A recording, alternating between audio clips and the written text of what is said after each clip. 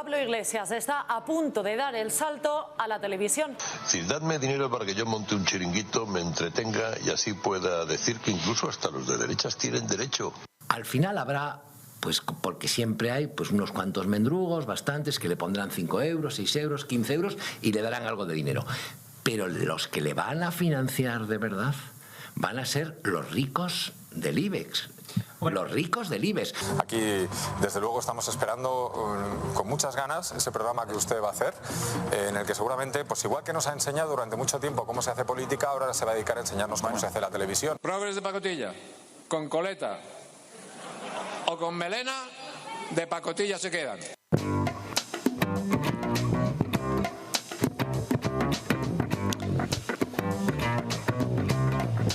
Arranca La Base, parece que algunos están un poco ofendiditos. ¿Qué le vamos a hacer?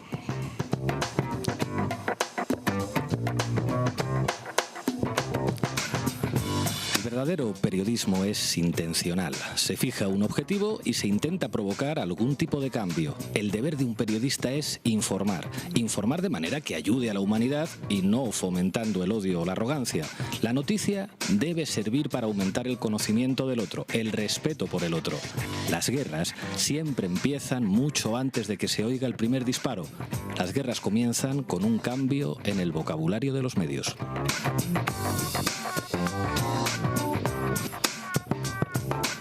Esta reflexión no es mía, es de Kapuczynski, maestro de buenos periodistas y una referencia para los que, como nosotros, sin ser periodistas, queremos informar e investigar con rigurosidad, dejando claras nuestras intenciones y siendo honestos. El maestro Kapuczynski siempre se sintió orgulloso de sus intenciones. Fue militante comunista durante casi 30 años.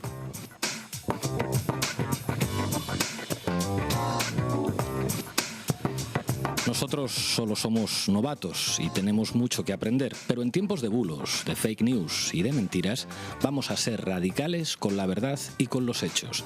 Estudiaremos cuáles son las intenciones de los medios. Nos preguntaremos también quiénes son los propietarios de lo que lees, oyes y ves. Sabemos que quien hace el relato tiene poder, y quien tiene poder es siempre, siempre, siempre un actor político.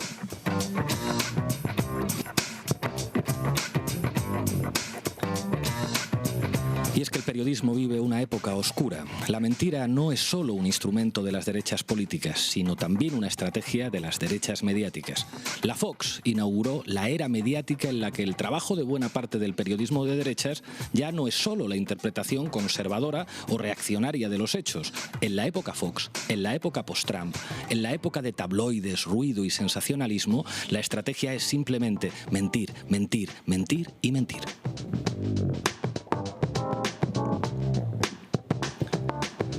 La mentira es un arma ideológica muy poderosa. El presidente copió su tesis doctoral, Irene Montero multiplicó por 100 su patrimonio, Alberto Garzón está contra la ganadería y contra España, Zapatero tiene minas de oro en Venezuela, si la OTAN ataca a Rusia será para defender los derechos humanos en Ucrania. Más periodismo y damos paso a Eduardo Inda.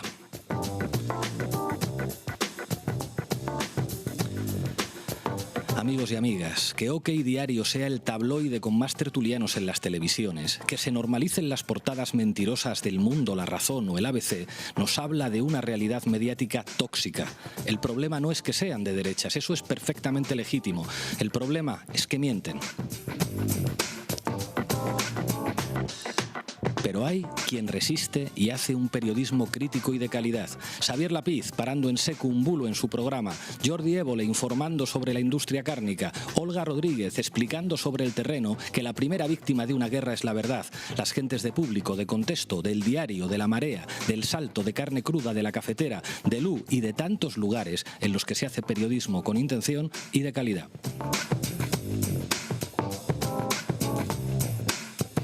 Nosotras y nosotros no hemos estudiado periodismo en la facultad y somos novatos e inexpertos, pero venimos a trabajar y a aprender. Vosotras y vosotros, oyentes de La Base, seréis los que habréis de juzgar si esto que empezamos a hacer hoy merece vuestro apoyo. Bienvenidas y bienvenidos a La Base.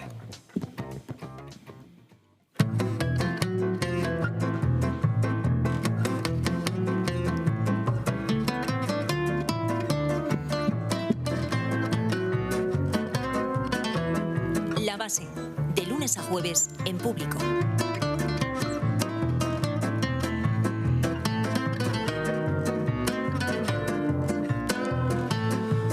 Bueno, y por fin arranca La Base, un podcast con intención. Tengo la sensación de llevar haciendo esto muchísimo tiempo. No sé por qué. Hoy vamos a hablar de bulos y del poder mediático con Sara Serrano y Manu Levín. Ahora os contaré quiénes son y qué van a hacer aquí. Vamos a entrevistar al periodista Javier Ruiz, alguien que sin casarse con nadie se ha atrevido a decir en la televisión y en la radio cosas que pocos dicen. Vamos a contar en nuestra tertulia con Virginia Pérez Alonso, directora de Público, presidenta de la Plataforma de Libertad de Información, vicepresidenta del International Press Institute. Muchas gracias por estar aquí, Virginia. Un placer, bienvenidos. Y para terminar, tras nuestra tertulia vendrán Los placeres culpables de Anita Fuentes, nuestra analista del cine y de las series más interesantes. Bueno, Lolo, arrancamos. La base de datos. Bueno, esta es la base de datos, la presenta Sara Serrano, licenciada en matemáticas, ha trabajado diseñando algoritmos de análisis de datos en una consultoría internacional, ha hecho algunas cosas conmigo en Forapache y en otra vuelta de tuerca. ¿Tú quién eres y de qué va tu sección, Sara? Buenas tardes, Pablo. Efectivamente soy una persona de números. En esto del periodismo soy una intrusa laboral y que me perdonen aquellos que se erigen como guardianes de la verdad si en algún momento meto la pata. Pero bueno, en esta sección te cuento un poco. Esta sección, la idea que tiene es aportar datos, cifras e información fáctica para que todos los debates que tengamos aquí estén siempre basados en la rigurosidad y que tengamos una base de información contrastada sobre la que debatir luego. Bueno, y hoy que hablamos de bulos y de medios, ¿qué es lo que nos traes? Pues hoy traigo un informe sobre la estructura de propiedad del poder mediático. Casi nada, haciendo amigos desde el primer programa. Desde el principio.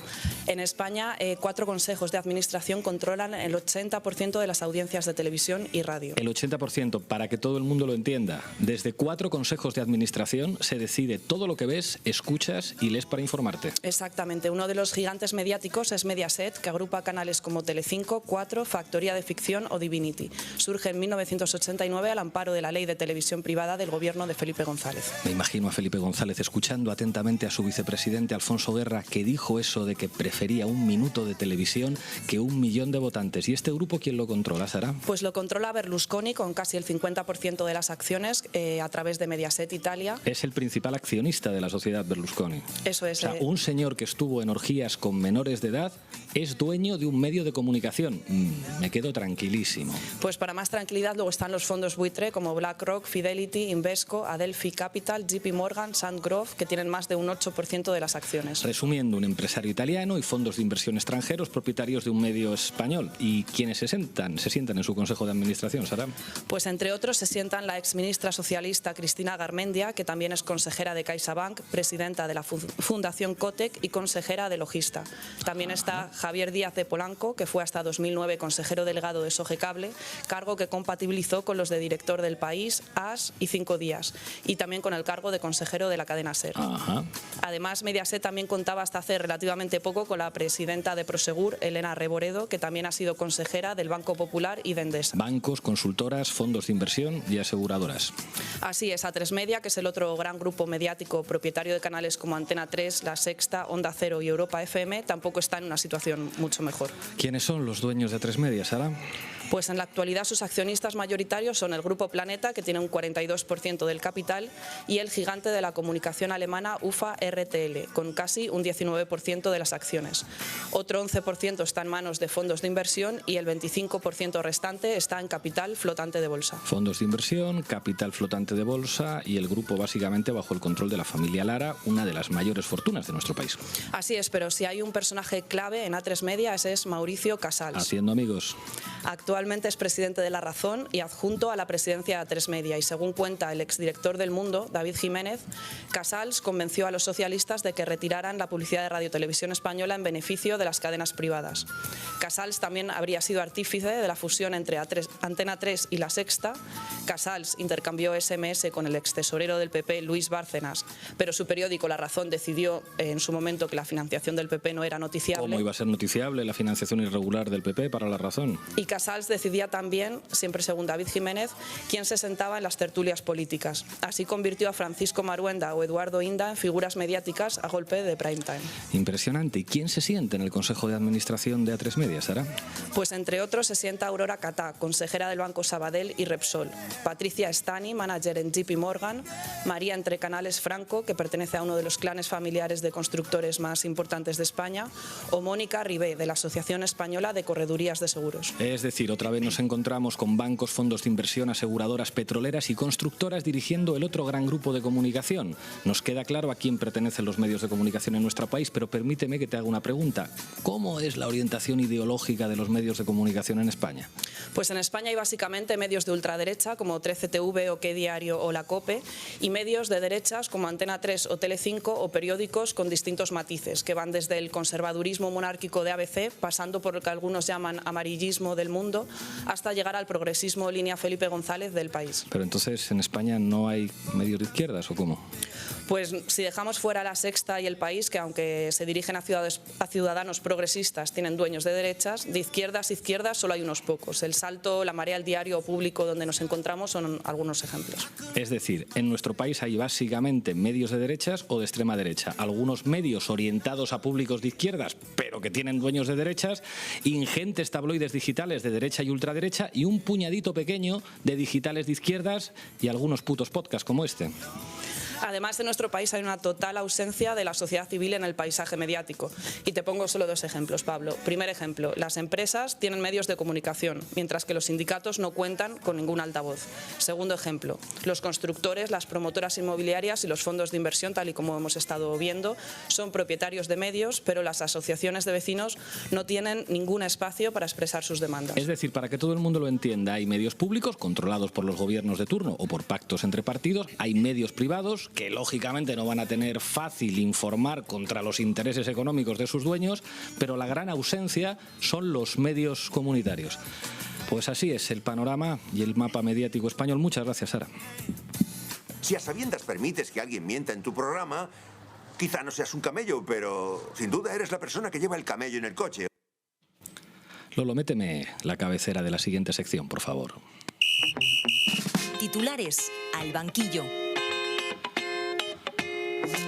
Bueno, os presento a Manuel Levín, lo suyo son las palabras, es filólogo de formación y fue guionista del programa de humor político más visto de España, El Intermedio. Es un especialista en comunicación y en algo que nos interesa mucho aquí, que es el análisis de los discursos mediáticos. También ha hecho algunas gamberradas conmigo en los últimos tiempos. Buenas tardes, Manu. Algunas hemos hecho. Buenas tardes, Pablo. Un placer ser parte de La Base. Bueno, cuéntanos, ¿qué es lo que vas a hacer tú en este podcast? Pues os cuento, algunos pensamos que los medios de comunicación no solo es que sean actores políticos, sino que son los actores políticos más importantes de nuestra época porque son los que más capacidad tienen para producir estados de ánimo colectivos, para hacer que veamos las cosas y que nos comportemos políticamente de una determinada manera y para definir al final la dirección ideológica de una sociedad. Lo que dicen los medios muchas veces es más importante para entender la política que lo que dicen los propios partidos. Por eso yo voy a estar aquí en La Base comentando cada día cómo nos cuentan las grandes empresas de comunicación los distintos temas de actualidad que vamos a tratar en el programa. Quiero deciros a todos los oyentes de La Base que esta va a ser una de las señas de identidad de este programa. Dar instrumentos para entender cómo opera el poder mediático es fundamental. Seguro que mucha gente está deseando escucharte, así que dispara, Levín. Bueno, pues hoy que estamos haciendo este primer programa de reflexión sobre el papel del poder mediático en la sociedad, vamos a comentar, viendo ejemplos de estos últimos días, tres técnicas un poco más sofisticadas que la mentira que utilizan habitualmente las grandes empresas de comunicación para intentar que pensemos las cosas de una forma y no de otra. Lección número 1 en La Base sobre cómo hacen política los poderes mediáticos. Cuéntanos, Manu. Bueno, pues el primer ejemplo que os pongo no está tanto en lo que se dice, sino en lo que no se dice a la hora de dar una información. Fijaos, así contó Informativos Telecinco el pasado jueves, 27 de enero, que el Poder Judicial en funciones había hecho un informe contrario a la nueva ley de vivienda. A ver.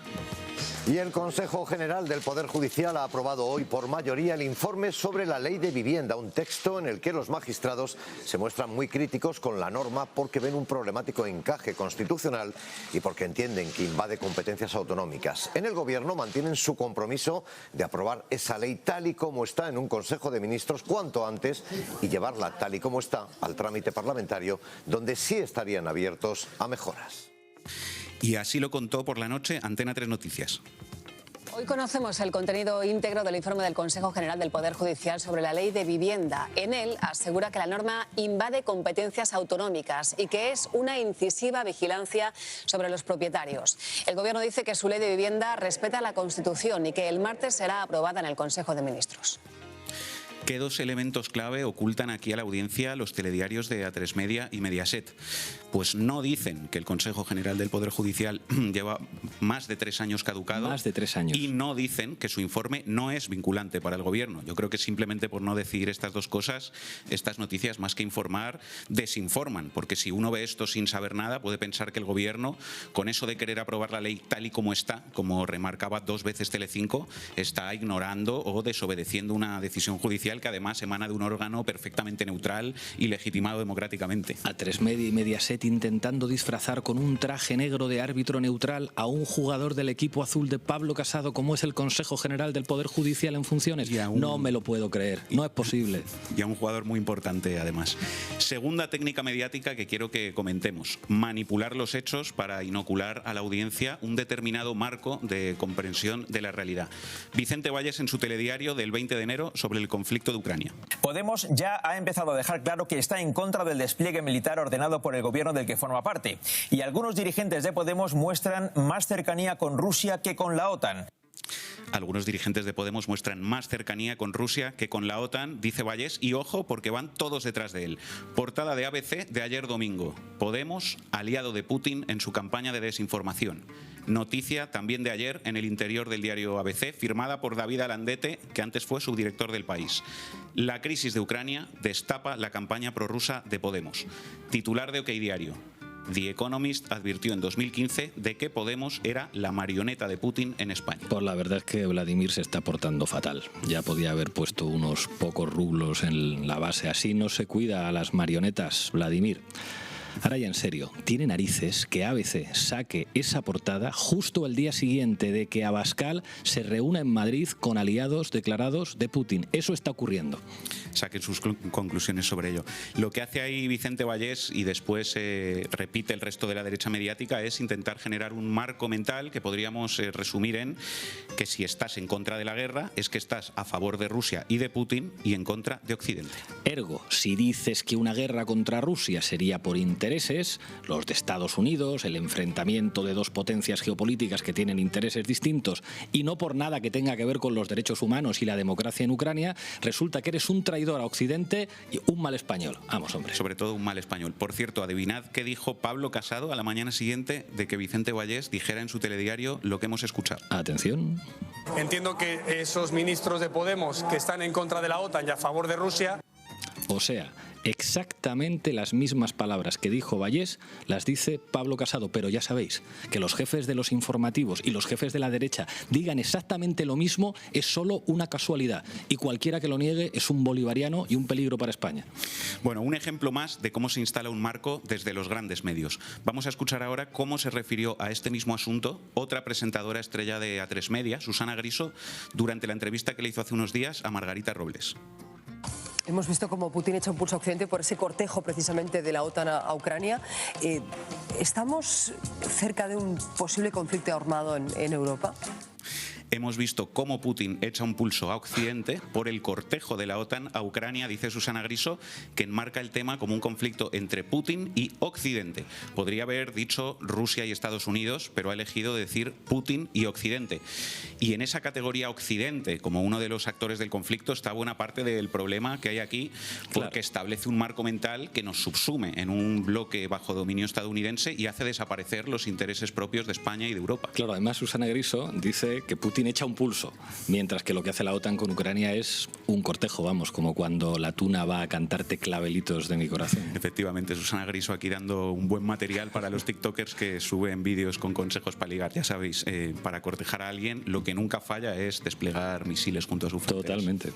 Bueno, tercer y probablemente más importante instrumento del poder mediático para disciplinar ideológicamente a la población, la definición de la agenda, que es básicamente la capacidad para ponernos a todo el país país a discutir de lo que ellos quieren y no de lo que no quieren. Para todos aquellos y aquellas interesados en la comunicación política, aquí va una premisa fundamental. Quien impone el tema de discusión ya va ganando antes de que empiece el partido. Si recordáis, hace poco se celebró la Supercopa de España en Arabia Saudí. Gran democracia. Los grandes medios hablaron de que era un problema que esto se celebrara lejos de España porque suponía una serie de obstáculos para las aficiones, pero hablaron mucho menos del que era realmente el motivo principal del escándalo, que es que Arabia Saudí es una dictadura sanguinaria y celebrar allí la Supercopa era un lavado de cara para ese régimen. Vamos, que la mayoría hacían como Laudrup cuando metía un pase, mirar hacia un lado y tirar a otro. Mirar hacia otro lado, efectivamente. Pongo este ejemplo de Arabia Saudí porque quiero que usemos una herramienta muy útil que ayuda a entender esto que quiero decir. Se llama Verba. Apunten. Se llama Verba y la ha desarrollado la Fundación Cibio. Es un buscador que te dice cuántas veces se han mencionado determinadas palabras en los telediarios de televisión española. Esto va a ser otra seña de identidad de la base. Ciencia y datos para fundamentar nuestros análisis. Vamos a ver esta herramienta cómo va. Pues vamos a hacer una prueba. Vamos a ver cuántas veces se ha mencionado dictadura Venezuela en el telediario de la 1 desde 2014 hasta hoy. A ver, a ver.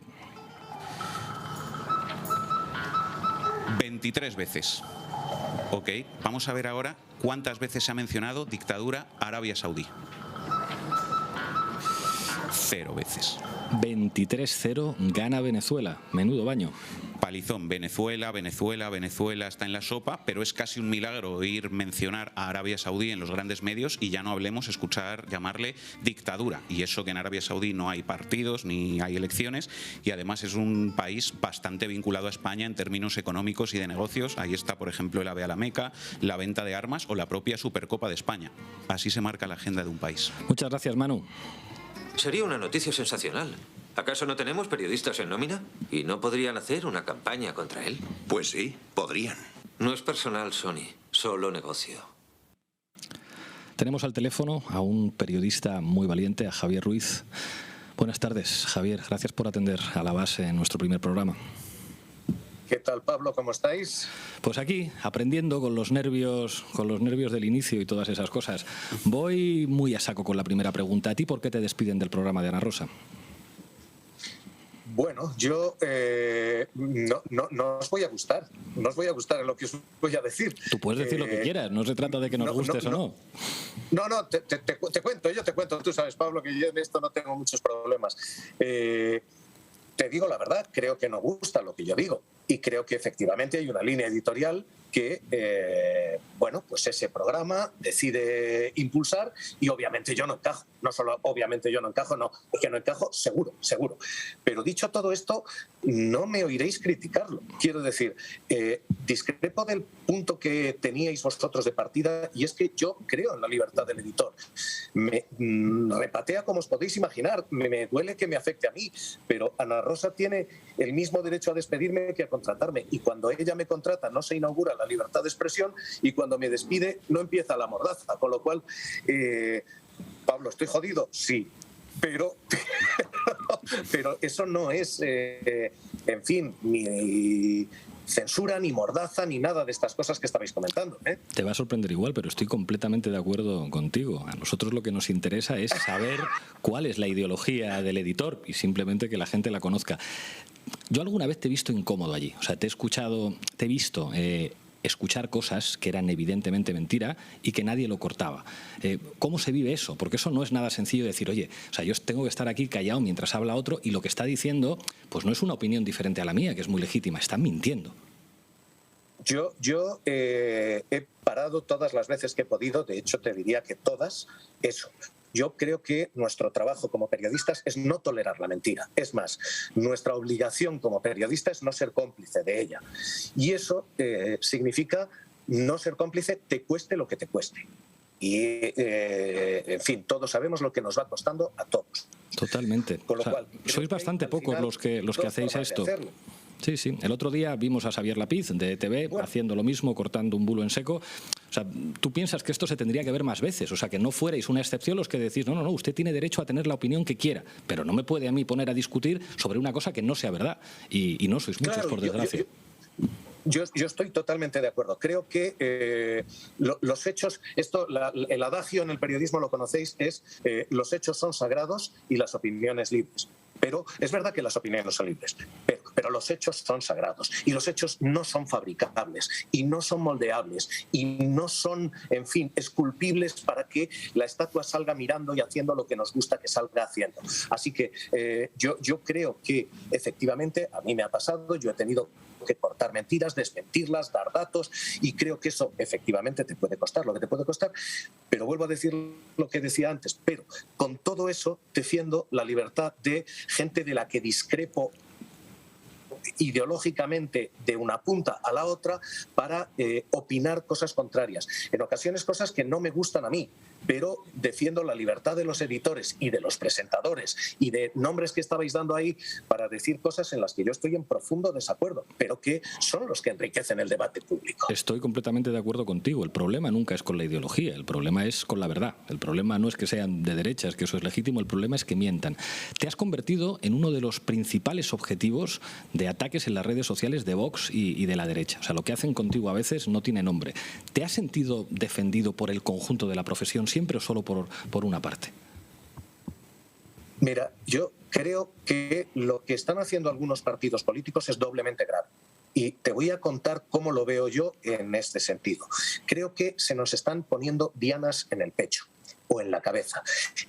No pretendo exagerar la comparación, pero son las estrellas de David para que cuando llegue la noche de los cristales rotos todos tengamos claro contra quién hay que ir. Es intolerable que eso se esté haciendo y es doblemente intolerable que eso pase con dinero público, porque a quienes piensan lo contrario a lo que yo pienso, hay que recordarles que yo les pago con mi dinero que me pongan en su diana. O sea, que yo financio con mi dinero que ellos me pongan en su diana. Y esto sí que es otra división, Pablo. Los medios de comunicación tienen derecho a opinar lo que quieran, tienen derecho a respetar lo que quieran y a opinar como vean. Pero los partidos políticos no. Los partidos políticos tienen la obligación de respetar a todos los ciudadanos, porque se lo pagamos todos y porque esto no es tolerable. No es tolerable que un partido no permita entrar a Televisión Española, a El País o a la cadena SER a sus mítines. No es tolerable. Esto, Pablo, yo creo que no es una cuestión de opiniones, esto es una cuestión de principios y hay gente que parece no tenerlos y que nos señala a los que lo denunciamos. Los que decimos, oiga, esto no es libertad de expresión, esto sí es mordaza, somos señalados. Seguro que conoces el último informe de Reuters Digital News, que dice que en España el número de ciudadanos interesados en la información no para de bajar. Del 84% en 2016 estamos en un 67% en 2021. O sea, una diferencia de más del 25%. ¿Qué está pasando, Javier? Pues yo creo que están pasando varias cosas y voy a repartirnos culpas entre todos. Empecemos por nosotros, por los medios de comunicación. Yo creo que hay un efecto manada, un efecto bola de nieve que en muchas ocasiones nos arrastra y creo que es una señal de mal periodismo. Cuando alguien publica una barbaridad, por ejemplo, esta señora desahució a una inmigrante que era una ocupa y hasta que el diario El País no lo desmiente, ese bulo salta de una televisión a otra y a otra sin que nadie lo compruebe. Eso es culpa nuestra, falta de periodismo. Segundo, hay una culpa que ya no es nuestra, que es ajena, que es se están colonizando nuestros terrenos. Todos los conocéis y todos los sabéis. Yo no te voy a poner nombres, pero tú los tienes, Pablo. Hay periodistas disfrazados de periodistas, o hay activistas, o hay, en fin, mercenarios disfrazados de periodistas y atracadores disfrazados de periódico. Y eso también está pasando. Y cuando todo se confunde parece que todos somos iguales y no todos somos iguales.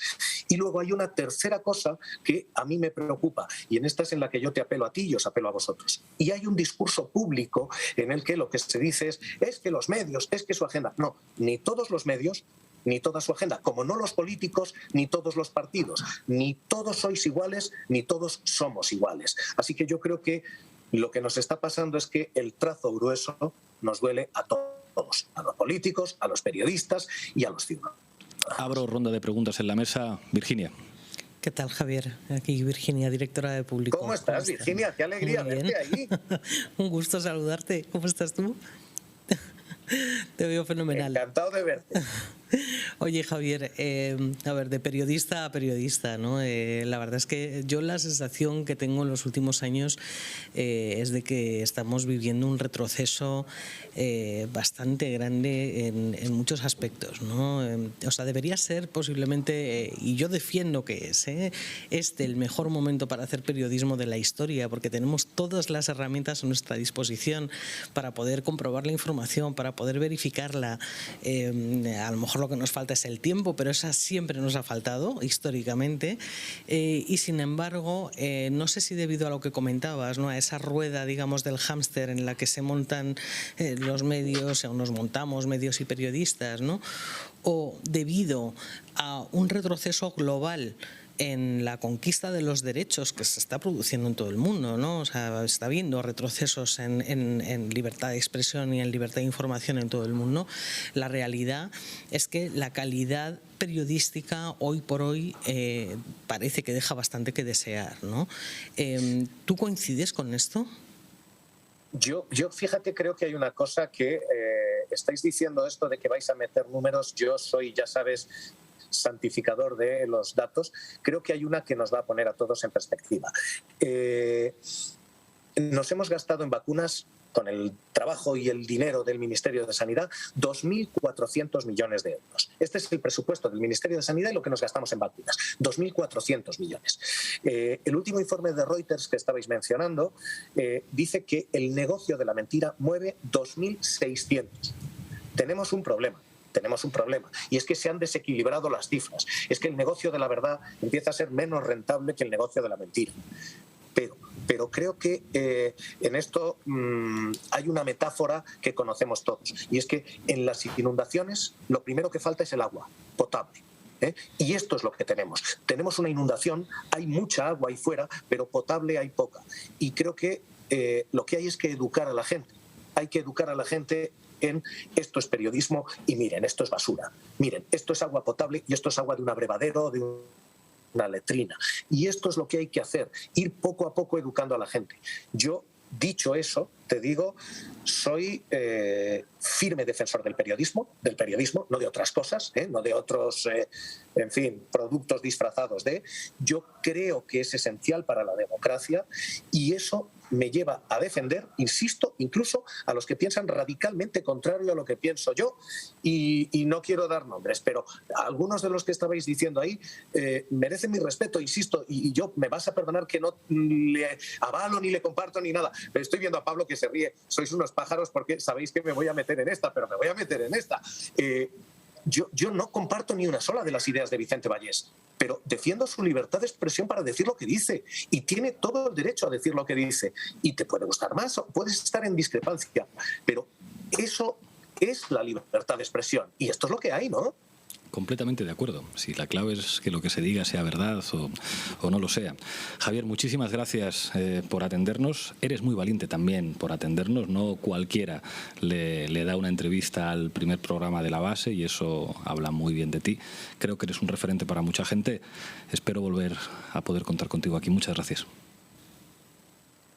Pablo, yo te mando una última, que he visto que estáis todos mirándome como diciendo, Pablo, yo te lo agradezco, pero entiéndenos a los que estamos a este otro lado. Pero claro que os entiendo, Javier. ¿Cómo nos voy a entender? ¿No? Y hay mucha gente que es honesta y hay mucha gente que trabaja con sus principios y hay gente, o sea, no es una profesión que defiende la verdad y luego es verdad que hay gente dentro de la profesión que no es ni profesional ni periodista, pero el grueso del periodismo yo creo que es honesto. Y me gustaría que, como no se dice todos los políticos son iguales, se diga los periodistas son. Completamente de acuerdo. Muchísimas gracias, Javier. Cuidaos, un abrazo fuerte. Hasta pronto. Bueno, se abre el momento de tertulia. Empiezo contigo, Virginia. Tú eres periodista desde hace muchísimos años, tienes mucha experiencia, presides la Plataforma por la Libertad de Información. ¿Cómo está afectando esto que decía Javier? Decía, el negocio de la verdad da menos beneficios que el negocio de la mentira. ¿Cómo está afectando esto la libertad de información? Bueno, yo creo que afecta de una forma clara y directa, ¿no? Porque el problema ya no es que el negocio de la mentira sea más rentable que el de la verdad, es que existe un negocio de la mentira. O sea, y yo creo que esta es la principal novedad a la que nos estamos enfrentando recientemente, ¿no? A ver, siempre ha habido desinformación, siempre ha habido manipulaciones, o sea, esto es histórico, es inherente a los propios medios de comunicación, porque al final cuando un editor monta un medio es porque quiere tener una cercanía al poder y quiere tener una herramienta de comunicación que sea poderosa, ¿no? Y a través de esa herramienta ejercer una influencia, ¿no? Pero que esto se haya terminado convirtiendo en un negocio, esto es el drama, ¿vale? O sea, y es el drama porque además vivimos en un país en el que las tasas de lectura de prensa son históricamente muy bajas. Ya lo eran cuando había solo prensa impresa. Las tasas de lectura en España eran, si no las más bajas de toda Europa, por lo menos de las más bajas, ¿no? Y esto sigue manteniéndose igual, ¿no? Por lo tanto, no todo el mundo accede a los medios de comunicación. Mucha gente accede a la televisión todavía, porque tenemos una población muy envejecida que básicamente consume televisión. La gente joven no se acerca a los medios, digamos, bueno, pues digitales y convencionales, ¿no? Porque está en otras cosas, está en las redes sociales. Y esto, ha habido gente que ha encontrado un espacio maravilloso, bueno, pues para intoxicar y para contaminar, ¿no? Y la realidad es que esto llega a una población a la que tampoco se forma desde el ámbito educativo para tener, esto es una opinión obviamente personal, ¿no? Pero creo que no se le está formando para tener un espíritu crítico, un conocimiento crítico de la realidad, y que tampoco se nos enseña a informarnos, que creo que es algo súper importante. No tanto porque te digan o le digan a un niño en el cole, pues hay que leer esto, no, o sea, es simplemente entender cómo funciona un medio de comunicación, qué es un medio de comunicación, por qué el periodismo es una herramienta fundamental para la democracia y cómo se contamina para que no lo sea, ¿no? Y para que termine sirviendo para atacar esa democracia, ¿no? Creo que hay un caldo de cultivo, digamos, con muchos elementos que las consecuencias las estamos viendo, ¿no? Lo que está ocurriendo. Sara. Sí, precisamente sobre lo que estabas contando ahora mismo, Virginia, o sea, un estudio de 2017 del MIT decía que las fake news tienen un 70% más de posibilidades de ser replicadas que las noticias verdaderas. O sea, un 70% más de posibilidades, noticias que son mentiras. Sí, o sea, esto es muy revelador de que lo importante al final es el relato, no son tanto los hechos, sino la manera en la que se cuentan las cosas. Y esto, como también comentabas, no es algo nuevo, o sea, históricamente es algo que la derecha, sobre todo, ha tenido presente durante mucho tiempo. Emilio Romero, que era el director del diario falangista Pueblo, afirmó ya hace mucho tiempo que la derecha para ganar las elecciones tenía que mentir, que esto era algo que no necesitaba la izquierda, pero la derecha, como al final lo que hacía era representar los intereses de 200 familias, necesitaba la mentira para tener votos suficientes para poder ganar unas elecciones, y es algo que estamos viendo también ahora de manera amplificada con las redes sociales, pero que ha estado siempre presente en la comunicación. Levín. Fijaos, yo creo que esos titulares y esos cortes de televisión que os ponía antes son solo algunos ejemplos que por separado pueden parecer anecdóticos, pero que forman parte de un bombardeo permanente, que es un bombardeo por tierra, mar y aire, por radio, por televisión, que después además permea en las redes, que tiene una capacidad inmensa, creo yo, de influir en el destino ideológico de una sociedad y en lo que sucede en la política de un país. En España, por ejemplo, el hecho de que solo dos grandes grupos empresariales controlen el conjunto de las televisiones le otorga a ese oligopolio un poder enorme para tutelar la democracia, para upar o destruir a líderes políticos y para condicionar de forma determinante, creo yo, el voto de la gente.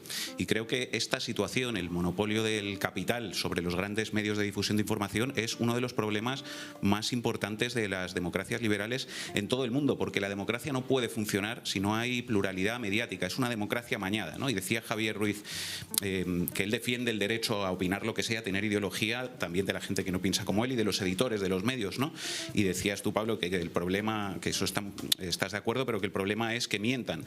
Y yo añado algo más. Para mí el problema también es que en un país en el que la gente vota opciones muy diferentes, en el que hay millones de personas que piensan de una manera distinta a lo que se escucha en la televisión, solamente haya medios de comunicación de claro, o sea, que los jefes de los medios piensen todo lo mismo. Es como, sí, claro que tienen derecho a tener ideología. El problema es cuando todos tienen la misma ideología, porque eso, digamos, conculca la pluralidad pluralidad que es necesaria en los medios. Yo creo que si no se democratiza el poder mediático, por ejemplo, con una ley de 3/3, un tercio medios privados, un tercio medios públicos y un tercio medios comunitarios, pues hombre, entonces luego no nos puede sorprender que la gente acabe votando por los enemigos de sus intereses. Yo creo que es fundamental que entendamos esto y que no hacerlo conduce a la frustración, porque el problema no es que la derecha haga un discurso más virtuoso que la izquierda, el problema es que controla todos los cañones mediáticos. Es que hay algo que está como muy normalizado. La Iglesia Católica en España tiene una televisión de ultraderecha, que es 13TV, los obispos tienen una televisión de ultraderecha y una radio de ultraderecha como es la COPE. Y hay datos que dicen que incluso han puesto más dinero ahí que el que ponen en Cáritas. Y sin embargo, parecería un tema tabú, pues lo que comentábamos antes, decir que bueno, que las asociaciones de vecinos, que los sindicatos de inquilinos, que los movimientos populares pudieran tener acceso para decir, oiga, en una sociedad democrática nosotros representamos una parte de la sociedad civil, deberíamos poder tener algún tipo de acceso a esto. Y también por encima de la mesa una cosa, esto lo he hablado mucho con Virginia, que es como para que un digital, para que un podcast, para que un medio gane espacios de libertad, tiene que haber más gente que se lo pague, más gente que entre y diga yo pongo mis 6 euros o mis 10 euros o lo que pueda poner para que esto sea mío, para que esto no tenga que depender pues ni de la publicidad ni de las empresas con las que muchas veces hay que aliarse para hacer determinadas cosas, sino que dependa fundamentalmente de la gente. Y yo en esto sí soy optimista porque creo que cada vez hay más gente que tiene un salario que se lo puede permitir, que dice sí, yo voy a poner dinero para no tener que escuchar siempre lo mismo. Virginia. Hombre, a ver, afortunadamente ahí sí que hay un cambio de cultura desde hace muy poquitos años en España en ese sentido, ¿no?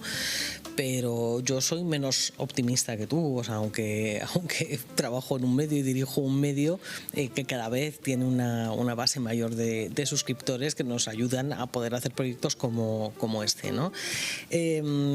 A ver, al final hacer un medio de comunicación cuesta muchísimo dinero, o sea, la gente no es consciente del dinero que lleva a hacer bien las cosas.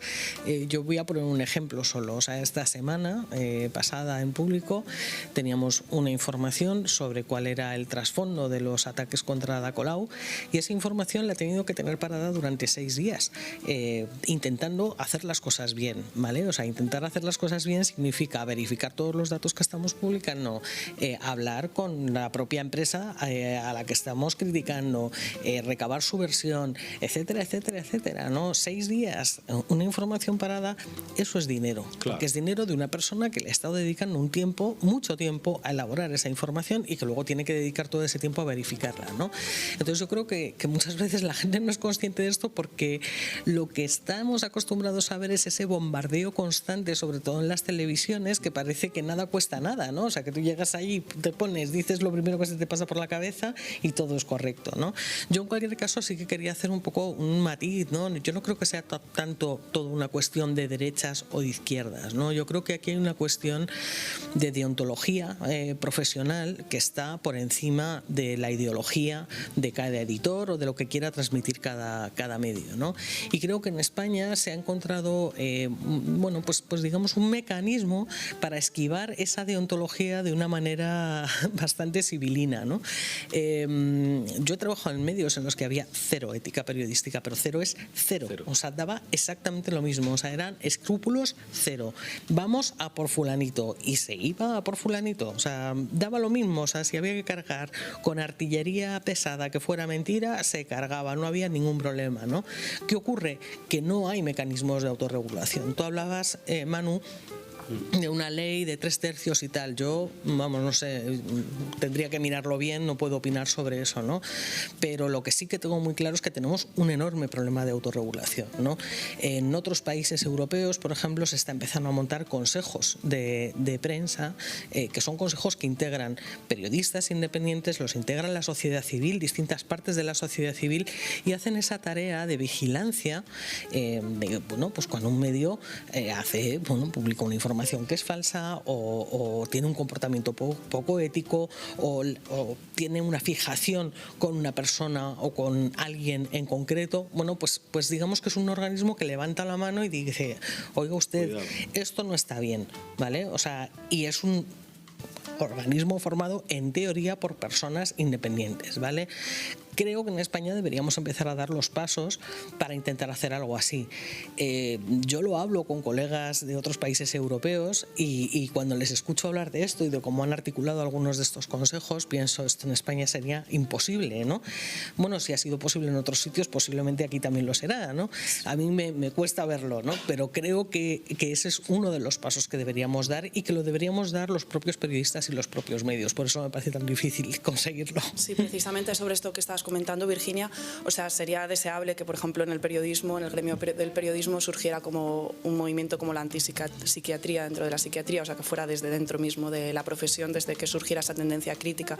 Pero lo que es sorprendente también es que no existan, la mayoría de los grupos de presión tienen un contrapoder. Por ejemplo, los empresarios tienen enfrente a los sindicatos o las asociaciones de consumidores, el gobierno tiene enfrente a la oposición, pero el llamado cuarto poder no tiene enfrente ningún poder que lo regule o ningún contrapoder ante el cual responder. En un viaje que hacía a Estados Unidos, Oscar Wilde decía que le había sorprendido ver en muchas tabernas del lejano oeste unos carteles que decían: por favor, no disparen al pianista, lo hace lo mejor que puede. Con los periodistas parece que sucede algo similar, o sea, no se puede criticar ni poner en cuestión nada que diga un periodista, porque si haces algo similar, o sea, estarías como atacando la libertad de prensa o el derecho a la información cuando no es así. Manu. Sí, no, yo iba a decir que esto que comentas, ¿no?, de la falta de acceso al final equitativo a los medios de comunicación, para mí es la clave. O sea, yo coincido con lo que decía Virginia, de la necesidad de mecanismos para regular en términos deontológicos la actividad periodística, pero para mí el problema también es la falta de pluralidad y la falta de acceso equitativo a los medios de comunicación, que lo que pone en cuestión es el propio derecho a la información tal y como lo recoge la Constitución. Me lo he traído aquí apuntado para leeros que la Constitución española, en su artículo 20, habla del derecho a la información como, cito literal, la posibilidad de comunicar o recibir libremente información veraz por cualquier medio de difusión. Información veraz no ampara la mentira, y es la posibilidad de recibir, pero también de comunicar, de emitir información por cualquier medio de difusión. Este derecho no se cumple porque la ciudadanía no tiene la posibilidad de comunicar información por cualquier medio de difusión, en concreto por los canales más potentes que la tecnología humana ha desarrollado, como son la televisión y la radio. Solo un puñado de multimillonarios tiene verdadero derecho a la información en lo que respecta a la posibilidad de emitir información por cualquier medio de difusión, pero creo yo que sin el derecho efectivo de la ciudadanía a utilizar esos canales de comunicación, sin medios comunitarios, el derecho a la información es imposible. Virginia. Sí, no, y recordemos que esto es esencial, que ese derecho que citas, que está en la Constitución, es un derecho de toda la ciudadanía, o sea, es un derecho que reside en los ciudadanos. O sea, mucha gente piensa que la libertad de información es un derecho de los medios de comunicación, pero no solo, o sea, también es de los medios, pero sobre todo es un derecho que reside en los ciudadanos, ¿vale? Que son los que tienen el derecho a recibir efectivamente esa información veraz y a emitirla, efectivamente. Nos quedamos con esa reivindicación de la Constitución española. Lolo, por favor, ponme la cabecera de los placeres culpables.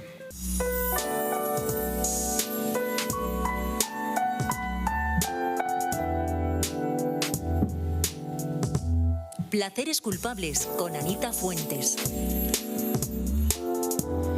Bueno, bienvenidas y bienvenidos a Placeres Culpables, la sección dedicada a analizar la cultura popular que dirige Anita Fuentes. Lo primero, ¿quién eres tú? ¿Quién tú eres? Pues soy licenciada en Media Studies por Hampshire College, investigo sobre violencia de género y feminismo en la Complutense y soy presentadora y productora también de Security in Context, que es otro puto podcast sobre seguridad y geopolítica. Y en mi tiempo libre pues soy una friki de las series y las pelis y todo lo que me echen. ¿Y de qué va tu sección? Pues buenísima pregunta. He llamado así la sección, de hecho, Placeres Culpables, porque yo aquí aprovecho para hablar de todo lo que me gusta, desde lo más aclamado por la crítica hasta lo más comercial, desde Succession hasta Élite, para que se me entienda. No de todos los placeres se siente una orgullosa, pero a todos se le pueden sacar buenas reflexiones, creo yo. Pinta bastante bien. ¿Qué placer culpable nos traes hoy?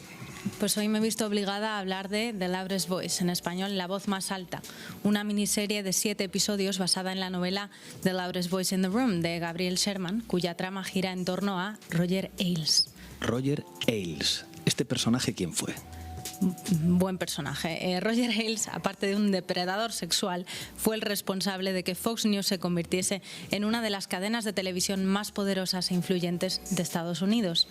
Y el elenco de la serie cuenta con actorazos como Russell Crowe y Sienna Miller, que con mucho maquillaje, demasiado quizás, encarnan a Roger y Beth Ailes, o Naomi Watts, una de mis actrices favoritas, que en la serie interpreta a la periodista Gretchen Carlson.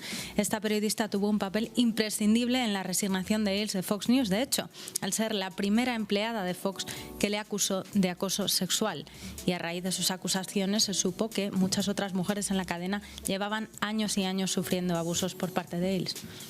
Como veis, esta serie daría para hablar un buen rato sobre el acoso y el Me Too, pero Roger Ailes, además de ser un acosador profesional, fue un visionario estratega del Partido Republicano al que contrató el magnate de medios Rupert Murdoch para convertir Fox News en el éxito de audiencias que es hoy. Ajá. Y es esta faceta de Ailes en la que me quiero centrar hoy. La serie muestra cómo Ailes se va convirtiendo en una de las figuras más destacadas de la derecha estadounidense, siguiendo los eventos más destacados de la historia reciente del país, como los atentados del 11S, las elecciones de 2008 o las elecciones de 2016 y la inesperada o no tan inesperada victoria de Trump. Sí, pero estas estrategias comunicativas no empiezan con Trump, empiezan antes, ¿no? Efectivamente, esto es precisamente lo que pone de manifiesto la serie, y el papel de Roger Ailes fue clave en este cambio. Roger Ailes detectó que el éxito no está en contar la verdad ni en apelar a todas las audiencias, sino en atraer a la base. Ya en el primer episodio nos queda muy clarito. Fox no nace para informar, sino para reconfortar al segmento de la población estadounidense que piensa que los medios están sesgados en favor de los liberales, el Partido Demócrata. En palabras del propio Ailes, atentos, la gente no quiere ser informada, quiere sentirse informada. Quédense con esto, la gente quiere sentirse informada. Fox ofrece a estas audiencias hechos alternativos en los que reconocer su ideología bajo el irónico eslogan Fair and Balanced, noticias justas y equilibradas. Toma ya. Hechos alternativos, que quede clarísimo que hechos alternativos lo que quiere decir básicamente es cosas que no han pasado. Primera mentira.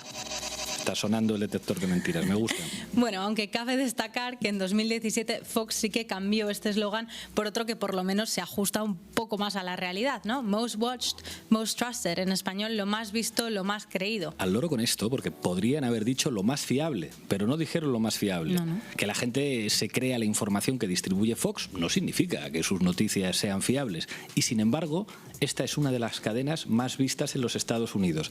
Hechos alternativos y asumir que la gente tiene que sentirse informada y que eso no tiene que ver necesariamente con la veracidad de la información.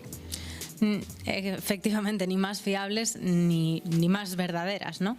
Y el poder de los bulos está en la repetición, es decir, en decir una y otra vez pues que Pedro Sánchez copió su tesis, que Zapatero tiene minas de oro en Venezuela, que Irene Montero multiplicó por 100 su patrimonio o que Alberto Garzón está en contra de la ganadería. Fox News fue la precursora de las fábricas de bulos y sensacionalismo, y Roger Ailes fue el precursor del trumpismo mediático. Por ejemplo, cuando un corresponsal de Fox falsificó su ubicación en Afganistán... Esta es tremenda, atentos. ...y le pillaron, Fox se negó a disculparse y justificó el engaño como fruto de la niebla, la confusión de la guerra. The fog of war. También esta cadena fue la responsable de promover el conocido como Anti-Obama Birther Movement, una ideología conspiratoria y racista que defendía que Obama no era realmente un ciudadano americano. También se muestra en la serie cómo Ailes se aprovecha de que el segundo nombre de Obama es Hussein para asociar su nombre a los terroristas islámicos de Al-Qaeda. Muy oportunista. Se trata de anteponer siempre la conveniencia política a los hechos. Cualquier parecido entre esto y Los Santos y Herrera es pura coincidencia. No piensen en ustedes, en esos ultraderechistas, diciendo que toda la prensa y la televisión está controlada por los progres. No piensen que esto se lo ha enseñado Bannon o que lo han aprendido en los Estados Unidos. Les progres. Y como escuchábamos en la escena que habéis puesto antes en el programa, los bulos son como los virus, básicamente. Una vez están en el aire, se contagian de inmediato. Lo vimos cuando Fox ayudó a amplificar la idea de que la ivermectina era un tratamiento eficaz para el COVID, y otros medios como CNN se vieron obligados a reportar sobre este tema simplemente para desacreditar esta idea. Es exactamente lo que ocurrió con el bulo de Garzón. Una vez que se propaga el bulo, algunos empiezan a hacer noticias que parten del bulo bulo, digamos que tomando lo que decían unos y lo que decían otros. Esto es una perversión. Lo que hay que hacer con los bulos es pararlos en seco, lo que hizo Xavier Lápiz. Muchísimas gracias, Anita. A ver qué nos traes el lunes que viene en Placeres Culpables. A ti, hasta el lunes. Bueno, oyentes de La Base, llegamos al final. Ha sido un programa, yo creo que muy interesante y que marca una manera de hacer las cosas. La forma de acabar va a ser una canción muy polémica que hicieron los Reincidentes hace muchos años. La canción se llama Cadena 3. Nos veremos mañana martes aquí a las 6 de la tarde en La Base.